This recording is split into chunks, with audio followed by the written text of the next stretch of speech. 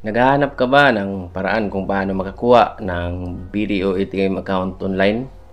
Sundan ang simpleng hakbang sa aking video tutorial para malaman kung paano makapagbukas ng BDO ATM account sa kaginhawaan ng iyong bahay.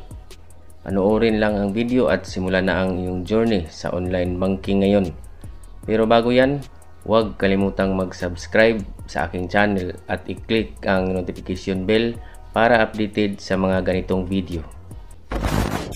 So magsimula na tayo mga lods.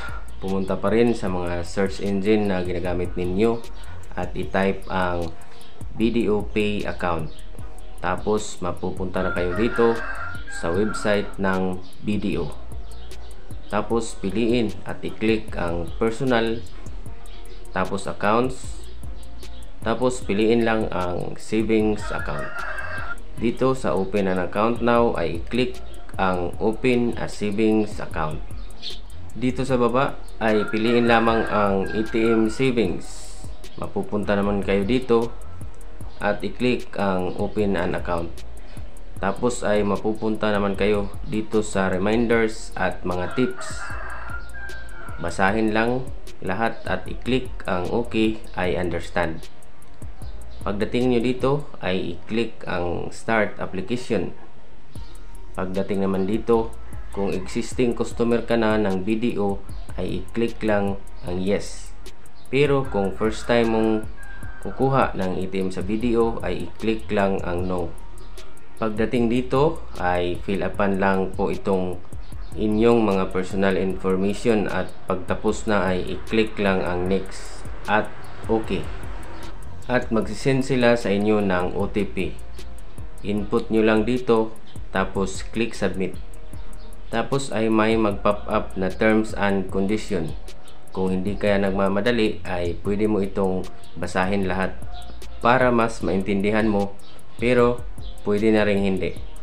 Dumiretso na kayo dito sa baba at i-check ang I have read, tapos i-click ang next. Tapos may data privacy content na naman, i-check pa rin ang I have read at i-click ang next. Tapos input your home address. Sa baba naman ay ang alternate address. Kung same lang yung inyong home address at permanent address ay i-click lang ang yes. Pero kung hindi ay i-click ang no at fill upan ang hinihinging information. Tapos i-click ang next. Pagdating dito ay fill upan lang din ang mga hinihinging information, tapos i-click ang next. Tapos mapupunta naman kayo dito sa financial information. I-click mo lang itong primary source of funds at piliin ang source of income mo, tapos i-click ang next. Tapos ay fill upan mo rin itong employment details at i-click ang next. Fill upan mo rin itong employment contact details, tapos i-click ang next. Tapos dito naman ay magsasubmit ka na ng dalawang valid ID back to back at selfie photo na hawak mo ang iyong valid ID at saka tatlong signature. Tapos i-click lang ang next. Tapos i-click lang itong select your purpose of opening at piliin kung ano ang purpose mo, tapos i-click ang next. Pagdating dito ay i-click lang ang no dahil kadalasan naman ay personal ATM yung kukunin natin. Tapos i-click ang next. Pagdating dito ay hindi naman to applicable sa atin.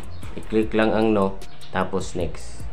Dito sa political relation, no pa rin, tapos next. Online gaming, no pa rin, and then next. Tapos mapupunta na kayo dito sa set up your account. Fill upan nyo lang din ito lahat, tapos i-click ang next. Tapos ay mapupunta na kayo dito sa pag-set up ng inyong BDO online banking. Gagawa ka na dito ng user ID at saka password. Tapos i-click ang next.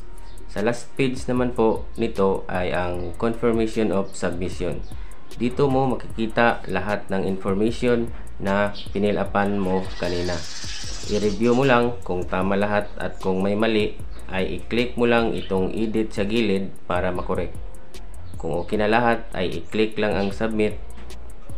Your application has been submitted. tapos i-click lang ang close. Pagkatapos po nito ay magkakaroon ka na ng Zoom meeting with video representative para sa inyong online account application evaluation. Gagawan ko na lang ng separate video ang tungkol dyan dahil medyo mahaba-habang usapan din po yan dahil sa mga questions and requirements na hihingi nila panahon ng Zoom meeting. Pag successful na ang evaluation ay makaka-receive ka na ng text at email. Approval po ito ng iyong account opening. Tatawagan lang po kayo ng taga-BDO kung kailan nyo makukuha yung inyong ATM card, pero kailangan nyo mag-deposit ng at least 2,000 pesos maintaining balance po yan sa inyong BDO ATM card. So maraming salamat po sa panonood sa video ito, at kung nakatulong sa iyo ang video ito ay huwag kalimutang mag-subscribe at i-click ang notification bell para sa mga susunod pang informative video na i-upload ko. So nag-upload din po ako ng iba pang mga tutorial video, mapa-government man yan or private institution, ay gagawan ko yan ng video. Kung may mga katanungan kayo ay mag-comment lang po kayo sa ibaba at susubukan kong sagutin yan sa abot ng aking makakaya. So maraming salamat mga lods, at hanggang sa susunod na video.